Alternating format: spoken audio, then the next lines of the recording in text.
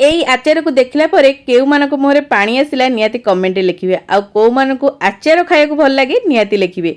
आज आमे बनेबा सुपर टेस्टी बरकोली आचार जाकि मु जानी सब झील मानकर बहुत ही पसंद होता है पुओ मानक भी खाया बहुत भल लगी था।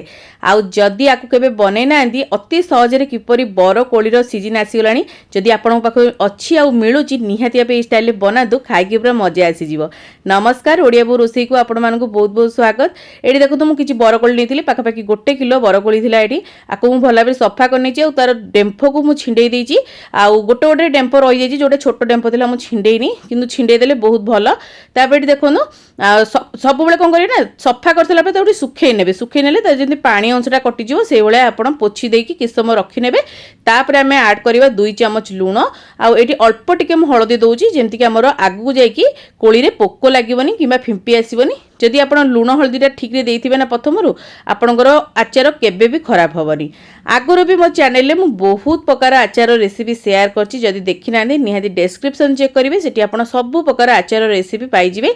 तो एठी देखोनु भलो भाबरे मु लूण हळदी को मु मिसई देइछि। एबे कोन करिबा आमे आकु ना 2 दिन खरा रे सुखेइबा। प्रथमे आपण एम्ति राति रे गोळेई नियंतु ओवरनाइट पे छाडी दियंतु नेक्स्ट डे आपण ताको सुखेइबे। आ एठी देखोनु किछि बरकोली को मु काढी के रखि नेतिली को मानको केवल लूण लंका पके खाया भल लगे मते कहबे मते तो बहुत पसंद से काढ़ी की रखी टिके नाकू आ एठी मु 2 दिन आकु खरा देखिथिली बेसी भी आपण खरा देखेबेनी न कोली कोन होबो ना पूरा सुखी जीवो चेमडा हे जीवो जम भल लागिवनी टिके भितरु सॉफ्ट थिबो ऊपर सुखी थिबो सेही भले आपण एठी सुखे नेबे 1 ରୁ 2 दिन।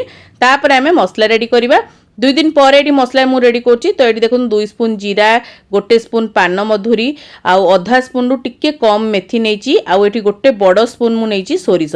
बहुत लोग कोली आचार सोरिस पकांदिनी किंतु आपण मु कहबी थरे पक्की की देखुन बहुत बढ़िया लागिवो बहुत बढ़िया गोटे टेक्सचर रे बनिबा हमर कोली आचार खाया को भी टेस्ट आसीबो। लंकाटा आपण को हिसाब रे आपण पकेबे। मु एटी 7 ରୁ 8 टी सुखिला लंका दे देछि आउ भला भाबरे आको हमें टिके जेमति टिके फुटी आसीबो सब जिंस सेही पर्यंत टिके भाजी देबा। ओभर करके भी भाजीबेनी न पिता हे जो मसला टिके हल्का जेमती फुटी आसीबो सेही पर्यंत भाजी नियंतु। आधा स्पून देखो तो ये जुआणी देइछि आउ आधा स्पून टिके कम कला जीरा देइछि बहुत बढ़िया बास्ना ऐड करिवो। आउ हमर आचार खाइले पेट मध्य खराब होबनी आ बहुत लॉन्ग टाइम मध्य स्टोर होबो। तो एठी देखुनु सब जिंस हमर बहुत बढ़िया से भाजी गेलानी। लास्ट को जुआणिया कला जीरा देबे जेमति कि सेटा बेसी भाजी होबनी बेसी भाजी गेले पिता हे जीवो तेनु करी बस लास्ट को देकी एमती हल्का टिके मिसे नियंतु। तापर हमें आकु कोन करिबा शिलरे हो कि हेमदस्तारे हो कि ग्राइंडर रे हो आपण जेमिति चाहिबे कुटी पारिबे टिके दर दर खंड करी कुटीबे। तापर देखो सेम पैन रे मु सोरिस तेल को गरम कर नीचे आपण जेती कोली नैथिबे से हिसाब रे तेल को कम बेसी करिवे। आ एटी मु पाखापाखि 200 ରୁ 250 ml खंडे तेल को गरम कर नैथिले आ पूरा गरम करिवे। तापर याको पूरा ठंडा कर नेबे। तो एटी गरम हे गलानी साइड रे रखि नउची। तापर एटी देखुनु गुड़ नैची आउ जेतिक आपण कोली नेथिबे से हिसाब रे आपण एटी गुड़ नेबे। एटी मु पाखापाखि 400 ରୁ 500 ग्राम गुड़ नैथिली। तापर एटी गोटे गिन्ना पाखापाखि मु तेंतुली नैथिली।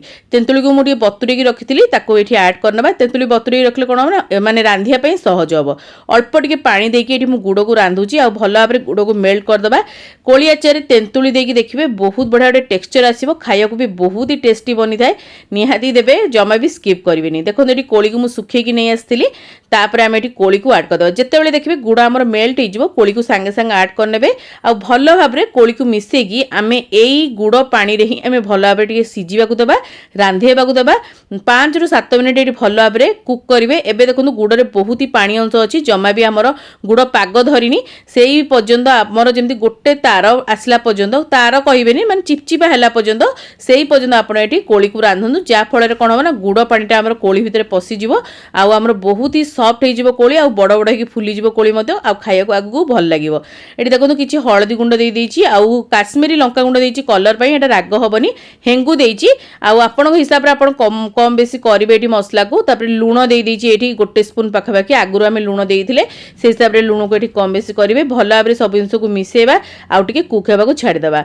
5 ରୁ 7 मिनिट पर एटी म आपण मानकु देखुछि देखो केते बढ़िया भाबरे सब जिंस मिसी आइछि कलर देखो केते बढ़िया पळे आछि गुड़र पानी मध्ये हमर मरी आसलानी आउ एठी हमर जेमति चिपचिपा हबो सेही पर्यंत आपण रांधि नेबे। तापर लास्ट को हम एठी ऐड कर दबा जो मसला हमें रेडी करतले ताको देखो दर दर खंड करिकि मु एठी गुंड करछि एही भले टेक्सचर रे थिबो आपण गुंड करिकि दियंतु हमर कोली आचार टेक्सचरटा बहुत बढ़िया रहबो आ खाइबा को भी बहुत बढ़िया लागबा। आगु जाई कि कोली आचार हमर बहुत बढ़िया रेडी हबो।